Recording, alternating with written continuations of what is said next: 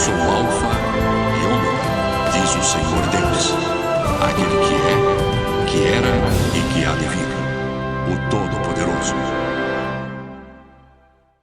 Vamos ser santificados pela palavra de Deus, que está no 2º capítulo da 2ª carta de Paulo aos Coríntios. 2 Coríntios, capítulo de número 2. Aleluia. Louvado seja o nosso Deus. Então vamos ler juntos em oração 2 Coríntios, capítulo de número 2. Amém? Isto deliberei por mim mesmo, não voltar a encontrar-me convosco em tristeza. Porque se eu vos entristeço, quem me alegrará, senão aquele que está entristecido por mim mesmo? E isto escrevi para que, quando for, não tenha tristeza da parte daqueles que deveriam alegrar-me, confiando em todos vós, de que a minha alegria é também a vossa. Porque no meio de muitos sofrimentos e angústias de coração, vos escrevi com muitas lágrimas, não para que ficasseis entristecidos, mas para que conhecesseis o amor que vos consagro em grande medida. Ora, se alguém causou tristeza, não o fez apenas a mim, mas para que eu não seja demasiadamente áspero, digo que em parte a todos vós. Basta-lhe a punição pela maioria, de modo que deveis, pelo contrário, perdoar-lhe e confortá-lo, para que não seja o mesmo consumido por excessiva tristeza. Pelo que vos rogo, que confirmeis para com ele o vosso amor. E foi por isso também que vos escrevi, para ter prova de que em tudo sois obedientes. A quem perdoais alguma coisa, também eu perdoo. Porque, de fato, o que tenho perdoado, se alguma coisa tenho perdoado, por causa de vós o fiz na presença de Cristo, para que Satanás não alcance vantagem sobre nós, pois não lhe ignoramos os desígnios. Ora, quando cheguei a Troade para pregar o Evangelho de Cristo, e uma porta se me abriu no Senhor, não tive, contudo, tranquilidade no meu espírito, porque não encontrei o meu irmão Tito. Por isso, despedindo-me deles, parti para a Macedônia. Graças, porém, a Deus, que em Cristo sempre nos conduz em triunfo, e por meio de nós manifesta em todo lugar a fragrância do seu conhecimento. Porque nós somos para com Deus o bom perfume de Cristo, tanto nos que são salvos, como nos que se perdem. Para com estes, cheiro de morte para a morte, para com aqueles, aroma de vida para a vida. Quem, porém, é suficiente para estas coisas? Porque nós não estamos, como tantos outros, mercadejando a palavra de Deus. Antes, em Cristo é que falamos na presença de Deus, com sinceridade e da parte do próprio Deus. Aleluia. Glória a Deus. Bom, chegamos hoje então no 2º capítulo dessa 2ª epístola de Paulo aos Coríntios. E o tema que nós vamos extrair aqui para a nossa meditação deste 2º capítulo é este que vocês vão repetir depois de mim. Diga: perfume de Cristo. Glória a Deus. Quando a gente fala perfume de Cristo, conforme Paulo citou aqui nessa epístola, cuidado para não se confundir com perfume francês ou perfume que a gente usa aí depois de tomar banho para ficar perfumado. Não é esse perfume, tá? Não é esse perfume. O perfume de Cristo é cheiro suave de sacrifício. Cheiro suave de sacrifício. A Bíblia traz algumas metáforas, analogias, comparações muito importantes com relação a cheiro, a aroma. Sobe diante de Deus. Talvez muita gente nunca ouviu isso, mas é a verdade, de acordo com a palavra de Deus. Sobe diante de Deus o cheiro, o aroma, o cheiro de todas as almas. Sabia que a sua alma tem cheiro? A minha alma tem cheiro. A sua alma tem cheiro. Todas as almas de todos os seres humanos têm cheiro. Não um cheiro físico que você pode sentir com as suas narinas físicas, com o seu nariz físico, com o seu olfato físico. Um cheiro espiritual. Um cheiro espiritual que é sentido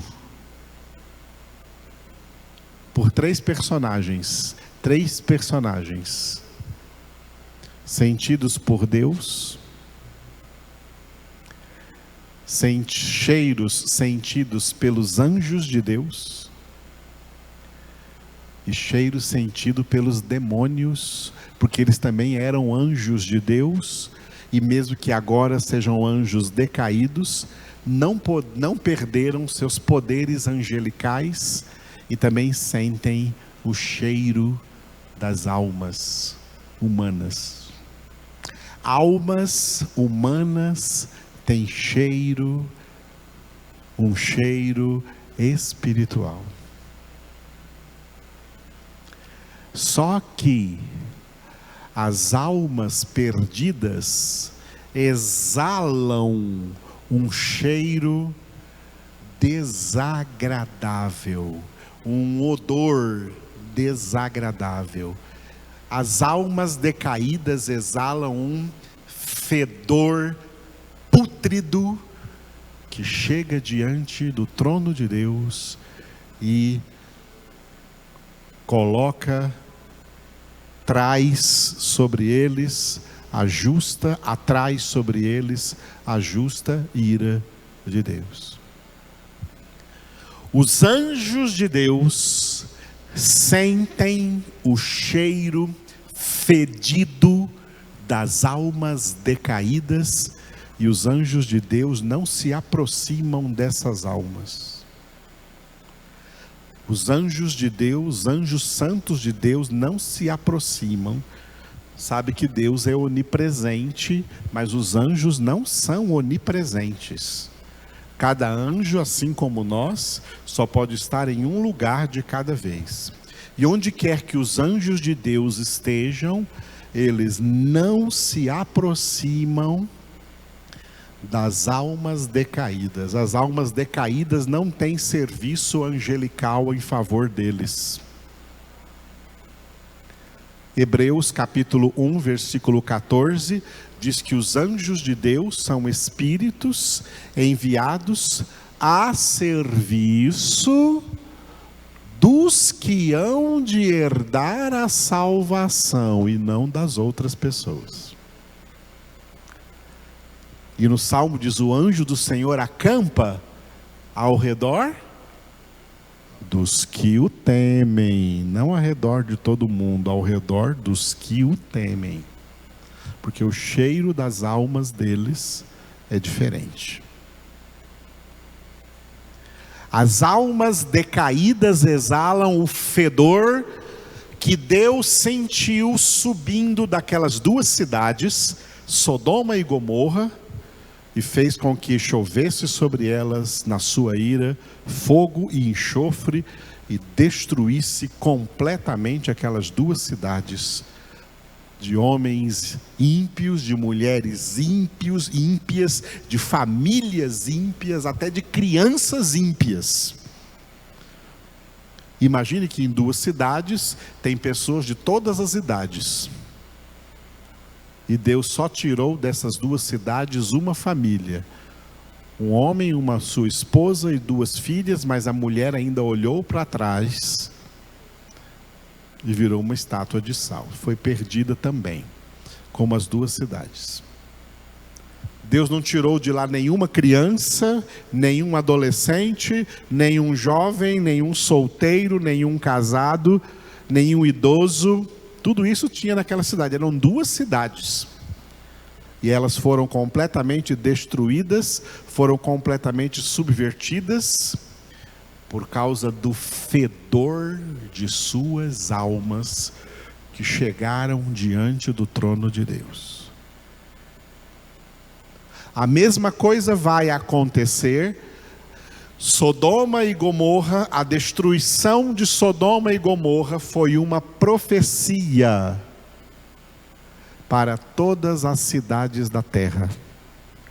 E você pode ler que tem um versículo em Apocalipse capítulo 16, depois você encontre, lição de casa, onde está escrito assim: e caíram todas as cidades das nações.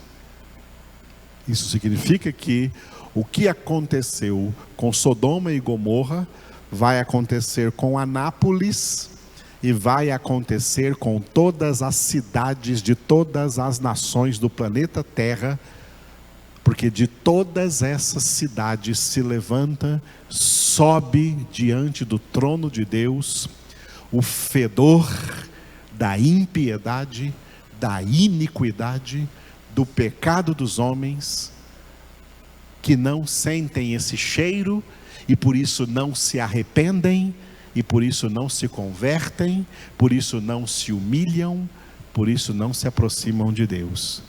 Eles não sentem o fedor que eles têm. Geralmente, quando uma pessoa está fedendo, é outro que tem que dizer isso para ela, porque ela mesma não sente. A humanidade não sente o fedor que ela tem. O pecado fede. O pecado emana um odor fétido.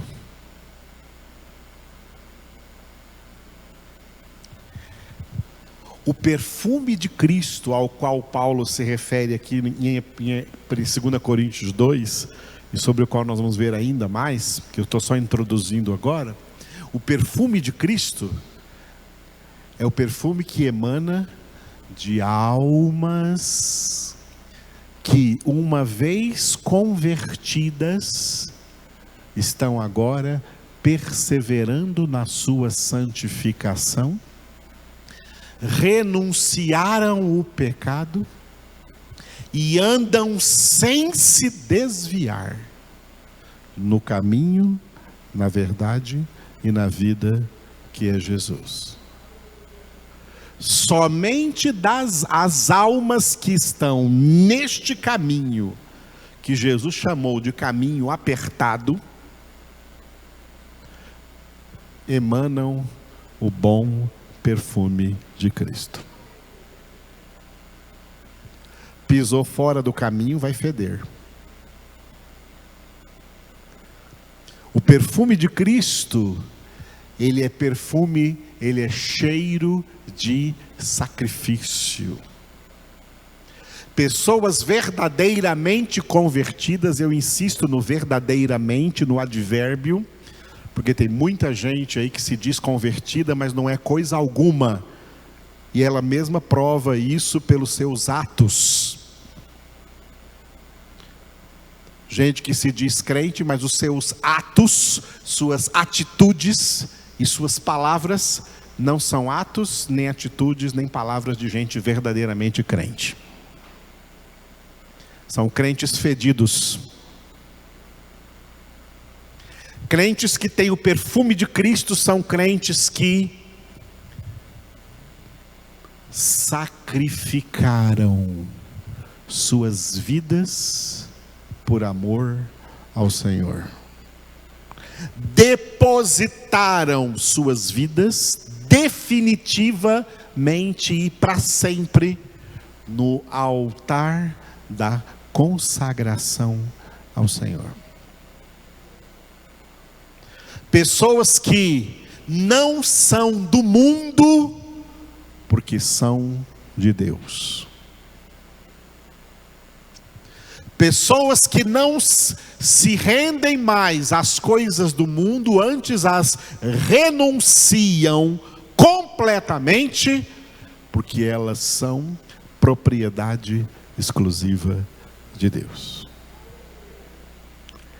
Esses emanam o cheiro suave que Deus aspira e sente, o cheiro de almas, de vidas verdadeiramente depositadas sobre o altar da verdadeira consagração a Deus. Filhos de Deus, filhas de Deus, são pessoas que têm vidas consagradas a Deus. E Deus tem ciúmes dessas vidas. Essas vidas não podem se misturar com o mundo. Por isso, quando chegar no capítulo 6 aqui, da 2 Coríntios, Paulo vai trabalhar sobre a questão do jugo desigual, onde luz não se mistura com trevas em hipótese alguma. E a ordem de Deus é: se afastem do meio das trevas.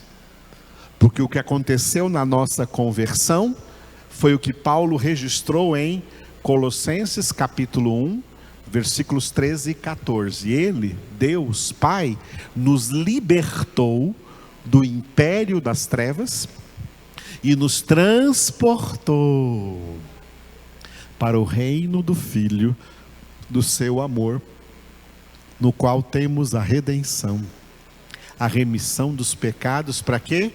Para de hora em diante fazer a nossa alma exalar, emanar o bom perfume de Cristo. Cristo se ofereceu por nós como sacrifício na cruz do Calvário.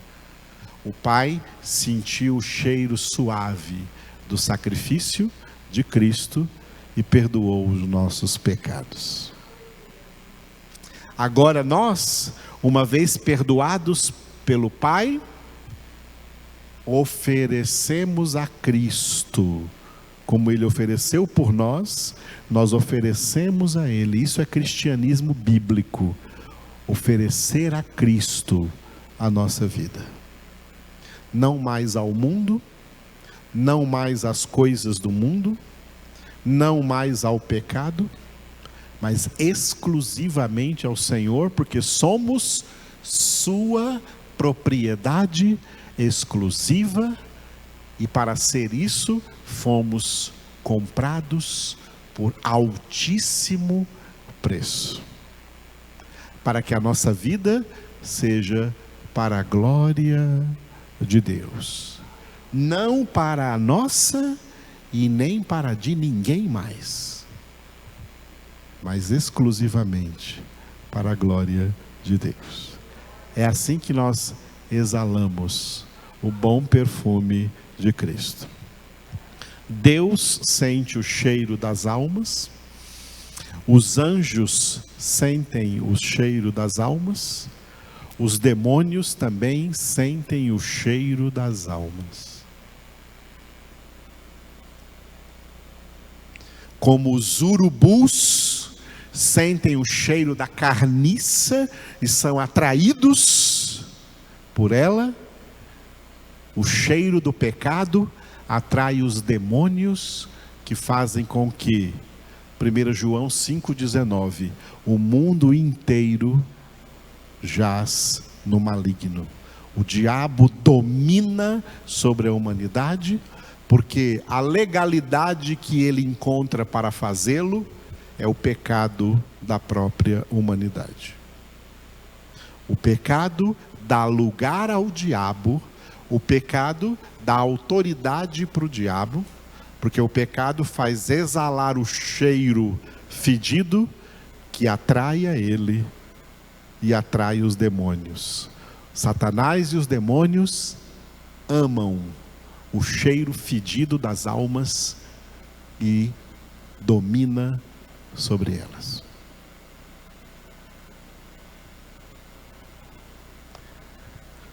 E não adianta expulsar o demônio dessas almas se elas continuarem na sujeira do pecado. Demônios só são verdadeiramente expulsos e uma verdadeira libertação só acontece diante de uma genuína conversão e renúncia total e absoluta ao pecado, para percorrer a carreira que está proposta em Cristo, no caminho de santidade, olhando firmemente para Ele, que é o autor e consumador da nossa fé. Glória a Deus. Vamos ver como é que esse capítulo 2 está localizado aqui dentro dessa epístola de Paulo, segunda epístola de Paulo aos Coríntios. Nós vimos na semana passada, sábado passado, quando nós começamos nessa epístola, né, que o título que nós damos a ela é Consolação. Repita, consolação.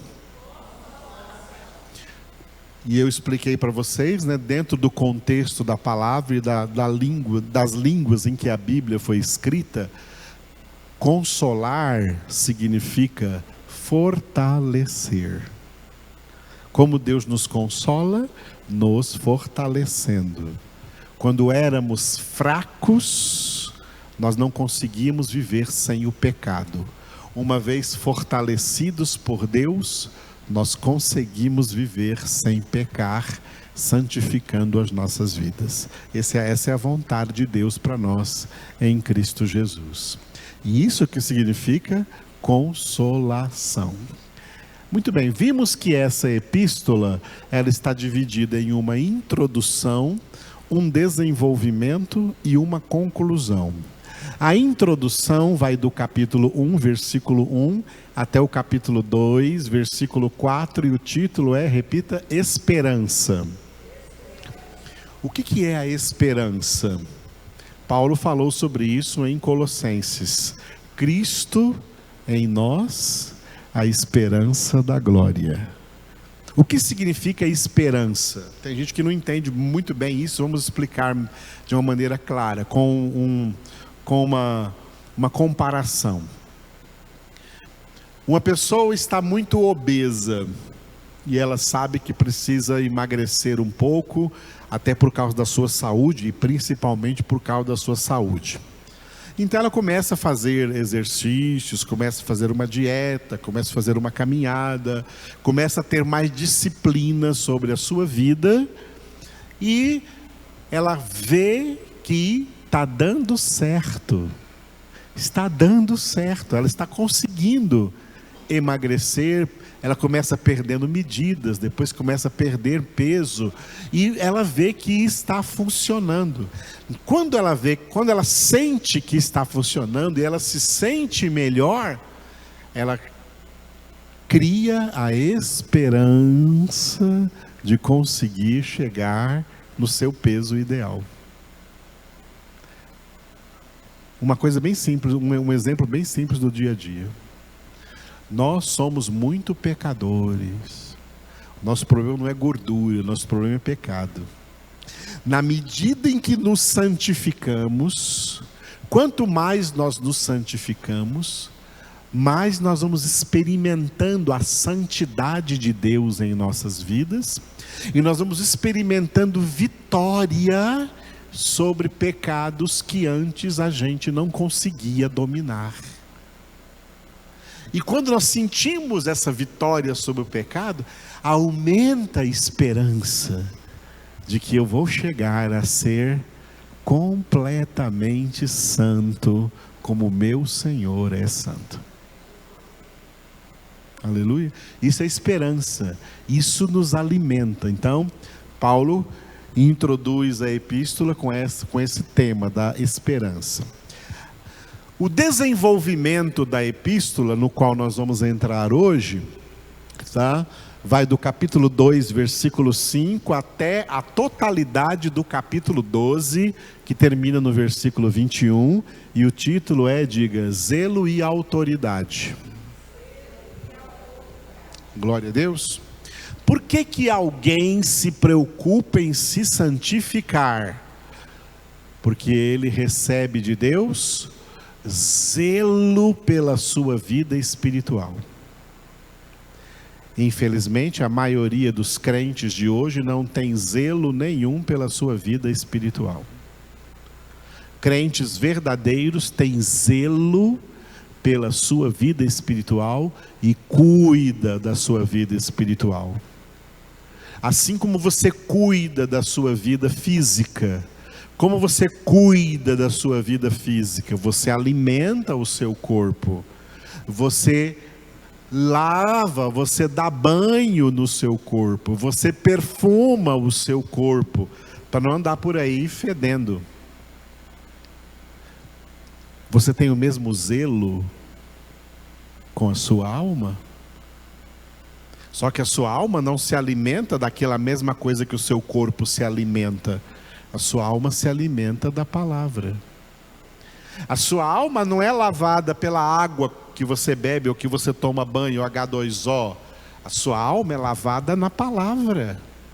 Jesus disse isso em João 15:3. Vós estáis limpos pela palavra que eu vos tenho falado. A palavra tem o poder purificador. Como você tem zelo pelo seu corpo, tem zelo pela sua alma? O que o zelo tem a ver com autoridade?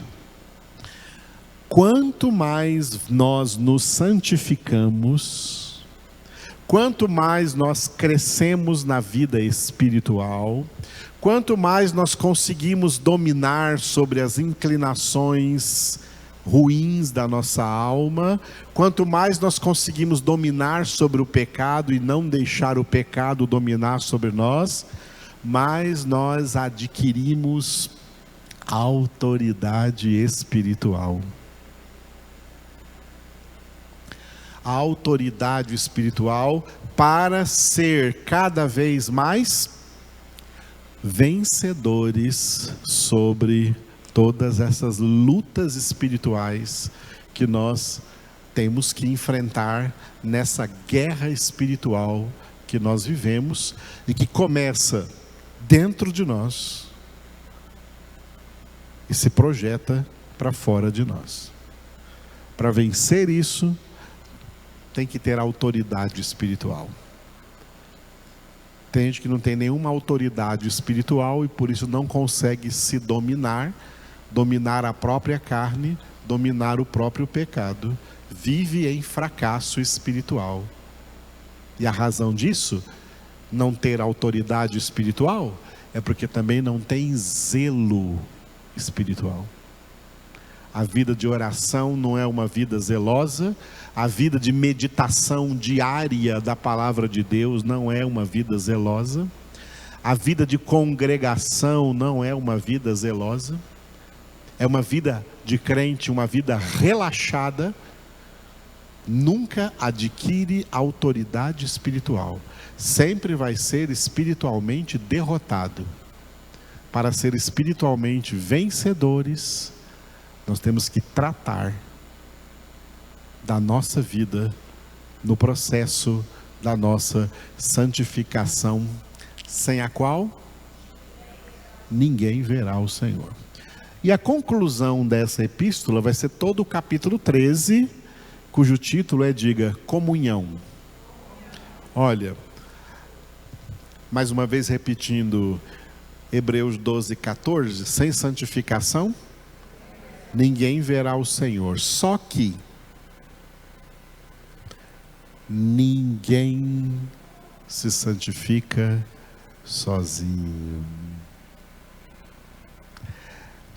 Uma das coisas muito recorrentes em igrejas, eu sou crente há 40 anos para saber disso, uma coisa muito recorrente em igrejas é isso: quando uma pessoa começa a ser tratada, quando o seu ego começa a ser tratado, quando o seu ego começa a ser humilhado, porque esse dia chega, essa pessoa sai daí e vai para outra igreja onde ela vai ser melhor tratada. Eu conheço gente que já pulou de 10 em 10 igrejas. Porque quando começa a ser tratada, quando o seu ego começa a ser tratado, quando o seu ego começa a ser humilhado, ela foge do tratamento, essa pessoa foge do tratamento. E chega até a se ajuntar aí a uma outra comunidade estranha que existe por aí. Começou a se falar dessa comunidade ainda no final do século passado, no ano de 1999, foi a primeira vez que eu ouvi falar disso. É a comunidade dos desigrejados. São aqueles crentes que não querem mais ir a nenhuma igreja, não querem mais estar em nenhuma congregação, porque foi humilhado demais, foi humilhado naquela congregação, o pastor me humilhou, as pessoas me humilharam, sei lá de quem na igreja, né? Eu fui para outra e foi a mesma coisa, eu mudei para outra, foi a mesma coisa, eu decidi que eu não vou mais em igreja nenhuma, vou ser crente lá na minha casa. Não vai não.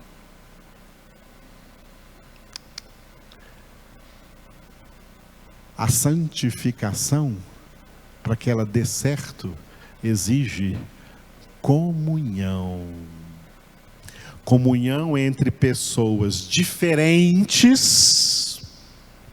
mas que têm o mesmo Deus, têm o mesmo Pai, têm o mesmo Senhor, tem o mesmo Espírito Santo. O que nós temos em comum é o mesmo Deus, é a mesma fé, é a mesma palavra, mas somos diferentes uns dos outros. E essas diferenças vão sendo tratadas na convivência entre os irmãos. Fora da convivência não é tratada. A gente gosta de comparar isso, fazendo uma analogia com o rei Davi. Quando o rei Davi teve que enfrentar Golias, ele foi lá no riacho e de dentro do riacho ele escolheu 5 pedras lisas. As 5 pedras lisas estavam lisas porque elas estavam dentro do riacho, sofrendo ali a correnteza do riacho. Essas pedras vão batendo umas nas outras e elas vão se polindo dentro do riacho. Fora do riacho tem pedras pontiagudas. Davi, que sabia mexer com a funda, ele sabia que se ele pegasse uma pedra de fora do riacho, uma pedra pontiaguda, ela iria se desviar da rota na qual ele fosse atirá-la, ia se desviar e não ia acertar o alvo. Por isso ele, sabendo mover aquele instrumento, escolheu 5 pedras lisas de dentro do riacho, e nem precisou usar as 5, só com a primeira ele já derrubou o Golias. Crentes fora da comunhão, que fogem da comunhão, porque não querem ser humilhados, não aguentam ser magoados, não sabem perdoar, ficam cheios de mágoa, rancor, ódio. Tudo isso não é de Deus, isso fede. eles não ficam na comunhão, então eles ficam fora, são pedras fora do riacho, pedras pontiagudas, não prestam, não vencem o inimigo, não derrotam, não derrubam Golias nenhum. Crentes dentro de uma comunhão são tratados. São tratados. O seu temperamento vai ser tratado, seu jeito de pensar vai ser tratado, seu jeito de falar vai ser tratado, seu jeito de se comportar vai ser tratado. Fora da comunhão isso não acontece, não. Fora da comunhão o seu ego é preservado, e aquele que quer preservar o seu eu, quer preservar a sua vida, perdê-la-á. Mas o que perder a sua vida, por amor de mim e do meu evangelho, achá-la. Olha a importância dos temas que nós estaremos passando dentro dessa epístola. Hoje nós vamos começar a nos concentrar no desenvolvimento da epístola, tá? Zelo e autoridade. Esse desenvolvimento da epístola, ele está dividido em duas partes que podem ser consideradas as duas partes principais da segunda carta de Paulo aos Coríntios. A primeira parte vai do capítulo 2, versículo 5, até o capítulo 6, versículo 10, e o título diga, eficácia ministerial.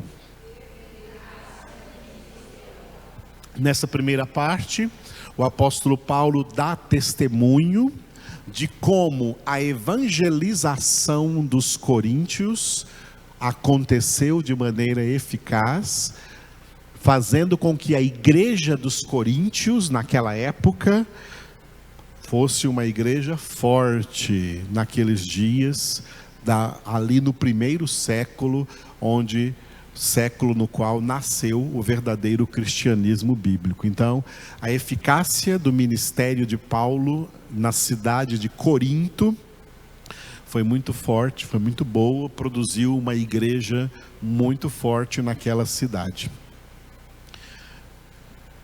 E a segunda parte da epístola vai do capítulo 6, versículo 11, até todo o capítulo 12, que termina no versículo 21, o título diga, armas poderosas. O que Paulo vai chamar de armas poderosas ali, são as doutrinas bíblicas. As doutrinas bíblicas são as armas poderosas, com as quais Deus quer armar todos os seus filhos e suas filhas, para que eles sejam instrumentos de Deus na destruição das armas de Satanás, que se resumem na mentira. As armas poderosas, a verdade. A palavra de Deus é o único instrumento para destruir a mentira, que é a arma do diabo, o pai da mentira. Veremos isso muito na parte 2 aí de 2 Coríntios. Bom, nós estamos hoje começando aqui na primeira parte, eficácia ministerial. E essa primeira parte, ela tem uma introdução, um desenvolvimento e uma conclusão. Introdução da primeira parte, desenvolvimento da primeira parte e conclusão da primeira parte. A introdução da primeira parte termina o capítulo 2, do versículo 5 até o 17, e o título diga, condução espiritual. Olha, há uma das grandes diferenças entre a pessoa convertida e a pessoa não convertida, são muitas, é que as pessoas não convertidas, elas se vangloriam de que elas mesmas é que conduzem a vida delas. Eu é que conduzo a minha vida, eu é que dirijo a minha vida, a vida é minha, eu faço dela o que eu quiser, o corpo é meu, eu faço dele o que eu quiser. Eu sou o dono do meu nariz, eu é quem escolho, eu é quem dirijo a minha vida. Esse é o discurso da impiedade e das pessoas que jazem no maligno, que estão em pecado, separadas de Deus espiritualmente. Filhos de Deus não conduzem suas vidas. Filhos de Deus têm as suas vidas conduzidas por Deus. Deus é quem os conduz, Deus é quem os guia, Deus é quem os orienta e Deus é quem os leva. Viram os verbos que eu usei? Diga comigo: conduzir, dirigir, orientar, levar. 4 verbos. Quem faz tudo isso em nós não somos nós mesmos, é o Senhor. É Ele quem nos conduz, é Ele quem nos guia, é Ele quem nos dirige, é Ele quem nos orienta, é Ele quem nos leva. Aumentei mais um verbo aí, né? Guiar. Então, isso é condução espiritual. É assim que Paulo termina essa introdução da parte 1. O desenvolvimento da parte 1, que nós vamos entrar no sábado que vem, para a glória de Deus, vai do capítulo 3 ao capítulo 5. O desenvolvimento da parte 1 tem 3 capítulos. Capítulo 3, capítulo 4 e capítulo 5, cujo título é, diga, sem desfalecer. Muito bem, tá? Como é importante que na vida espiritual não haja desfalecimento, não haja enfraquecimento, não haja, por causa disso, desistência. O contrário disso é perseverança. Jesus condicionou a salvação à perseverança. Mateus 24:13. Aquele que perseverar até o fim, este será salvo. Filhos de Deus têm que viver a vida espiritual, progredir na vida espiritual, crescer na vida espiritual, sem desfalecer. Aleluia? Muito bem. E a conclusão da parte 1 são os primeiros 10 versículos do capítulo 6 de 1 a 10, e o título é, diga, cooperadores. Glória a Deus. Cooperar é trabalhar junto com, tá? Trabalhar junto com. Assim como ninguém se santifica sozinho, ninguém trabalha na obra do Senhor também sozinho. Nós precisamos de cooperadores. Paulo trabalhava e no seu ministério ele tinha cooperadores. Os demais apóstolos também. E o próprio Jesus, uma das primeiras coisas que ele fez ao começar o seu ministério foi escolher discípulos que seriam os seus cooperadores, que trabalhariam juntamente com ele. Amém? Vamos ver isso ali na conclusão da parte 1, nos primeiros 10 versículos do capítulo 6. Bom, hoje nós estamos na introdução da parte 1, que é a condução espiritual, 2 Coríntios capítulo 2, versículos de 5 a 17. Esse texto aí, dos 5 ao 17, está dividido assim, ó. Do 5 até o 13, 5 ao 13, 2 Coríntios 2, de 5 a 13, diga solicitudes. Esse é o tema implícito dentro do que Paulo fala aqui. O que é solicitude? O que é ser uma pessoa solícita? O que é isso? Uma pessoa solícita é uma pessoa que antigamente era chamada, numa linguagem popular, de uma pessoa que tem boa vontade. E se traduz num tipo de pessoa que tem disposição para aquilo que ela precisa fazer. Ela está pronta para aquilo que ela tem que fazer. Ela se prepara para aquilo que ela tem que fazer. O que nós, como filhos de Deus, temos que fazer? Nós temos que obedecer a palavra de Deus. Em quê? Em tudo. Como filhos de Deus, temos que ser solícitos em obedecer a Deus em tudo. Nesse texto, Paulo dá um exemplo. Nós temos que ser, por exemplo, solícitos a perdoar alguém que nos ofendeu. Paulo trabalha aqui nesse texto. Teve uma pessoa lá que ofendeu muito a igreja. E Paulo trabalhou com os coríntios a ideia de perdoá-los. Vocês perdoam e eu também perdoo. Estejamos prontos a perdoar. Prontos a perdoar, prontos a orar, prontos a pregar, prontos a congregar, prontos a obedecer, prontos a meditar todo dia na palavra. Tem crente que faz bico ao invés de obedecer. Não quero fazer isso não quero fazer isso não quero fazer isso. Essa pessoa não tem solicitude.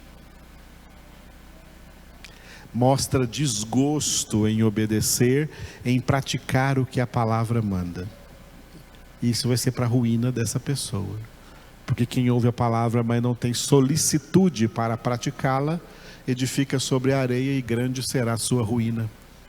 Quem ouve a palavra e tem solicitude para praticá-la, edifica sobre a rocha e se torna inabalável. Bom, isso é tratado aqui dos versículos de 5 a 13, eu só introduzi para vocês. E do 14 ao 17, terminando o capítulo 2 de 2 Coríntios, repita mais uma vez, perfume de Cristo. Que eu já comecei a introduzir com vocês, e peguei então esse tema como tema principal para nós hoje, por isso que eu introduzi ele lá no começo. Dentro desse tema, eu escolhi o versículo 14, onde está escrito: graças, porém, a Deus, que em Cristo sempre nos conduz em triunfo, e por meio de nós, manifesta em todo lugar a fragrância do seu conhecimento. Vamos repetir?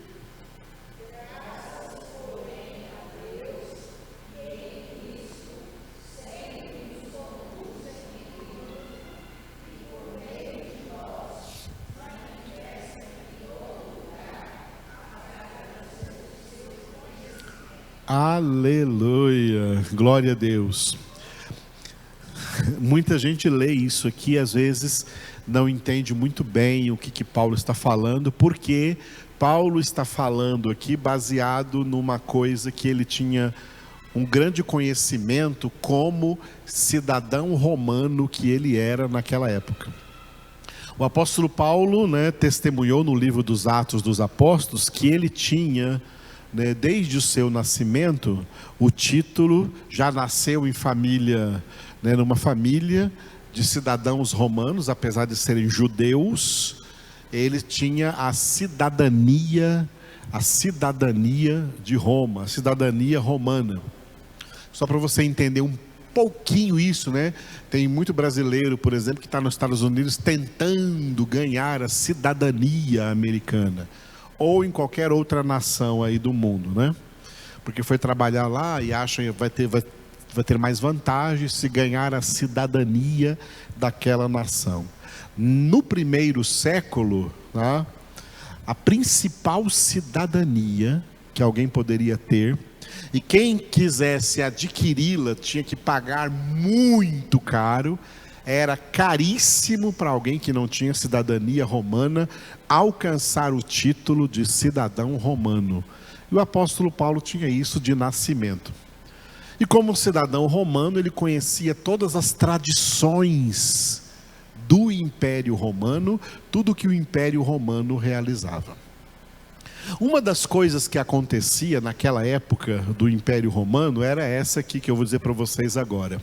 Quando o imperador romano, todo imperador romano, não importa qual fosse o nome dele, ele ganhava o título de César. César era o título do imperador romano. E todo imperador romano sempre estava presente lá no lugar onde o exército romano estava guerreando contra uma nação estrangeira. Como o império, naquela época, um dos objetivos de naquela época ser um império é querer conquistar, aumentar o seu espaço geográfico, aumentar o seu domínio sobre a terra. O Império Romano sempre estava querendo aumentar o seu domínio sobre a terra. Então, todas as vezes que o exército romano ganhava uma guerra e dominava sobre uma nação, o imperador romano estava lá também com eles. Estava também com eles lá, com a sua espada em punho, participando daquela guerra. E sempre que o Império Romano vencia uma batalha, eles voltavam então como vencedores para a capital do Império Romano, que era Roma. Só que nessa volta, nesse retorno, o imperador, ele era revestido com as suas vestes mais suntuosas, mais bonitas. Ele era colocado sobre uma liteira, que era uma espécie de carruagem, uma carruagem bem construída, e assim, toda cheia de emblemas dourados, emblemas de ouro, e principalmente a grande águia que representava o Império Romano, estava ali na frente daquela carruagem, e ele ia em pé naquela carruagem, e ele ia conduzindo ali, aquela carruagem era conduzida por 6 cavalos imponentes, bonitos, enfeitados lá na frente, E o imperador entrava pela Via Ápia. O que é a Via Ápia? Era uma grande avenida, a primeira avenida do mundo, da história da humanidade, que foi uma avenida asfaltada. A primeira avenida do mundo que foi asfaltada foi essa Via Ápia, que pegava da entrada de Roma até o palácio real do imperador.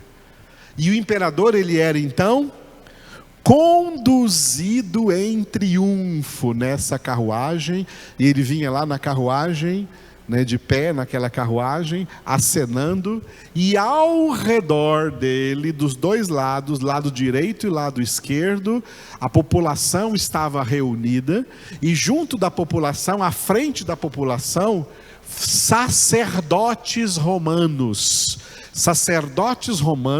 com várias piras de fogo acesas, com animais que eram sacrificados, queimando aqueles animais, e o fogo, exalava aquele cheiro do sacrifício, que enchia, aquela fragrância, cobria a avenida toda com aquele cheiro do sacrifício daqueles animais, enquanto o imperador chegava, aplaudido, conduzido em triunfo, porque ele ganhou a guerra, conquistou mais uma nação, aumentou o Império Romano.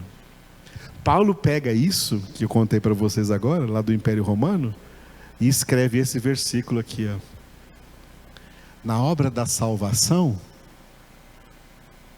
Deus nos conduz em triunfo. Deus nos conduz em triunfo. Não na Via Ápia de Roma, mas no caminho, na verdade e na vida que é Jesus. Fazendo com que a fragrância, o cheiro do conhecimento de Deus se manifeste por meio de nós, em todo lugar onde nós passamos.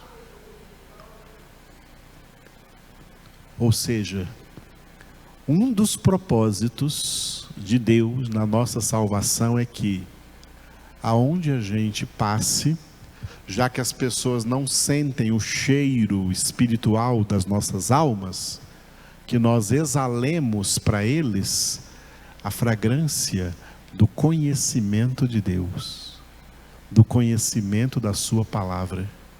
Aonde quer que nós passemos, anunciemos para as pessoas que ali estão a palavra de Deus. Isso é o que significa indo por todo o mundo. Jesus não disse ide, Jesus disse indo por todo o mundo, pregai o evangelho a toda criatura, porque por meio de nós, seus filhos e suas filhas, é que Deus quer exalar a fragrância do seu conhecimento. Porque verdadeiros filhos de Deus são aqueles que têm o seu coração, a sua alma, a sua mente cheia do conhecimento de Deus, e a boca fala do que o coração está cheio. É disso que o nosso coração tem que estar cheio, da palavra de Deus, do conhecimento de Deus, para que seja isso que transborde pelos nossos lábios, e onde quer que nós passemos, nós exalemos, manifestemos em todo lugar a fragrância do conhecimento de Deus. Deus quer que a fragrância do seu conhecimento se manifeste em todo lugar, por meio de nós, por meio de mim, por meio de você. Eu sou o Alfa e Ômega, diz o Senhor Deus, aquele que é, que era e que há de vir, o Todo-Poderoso.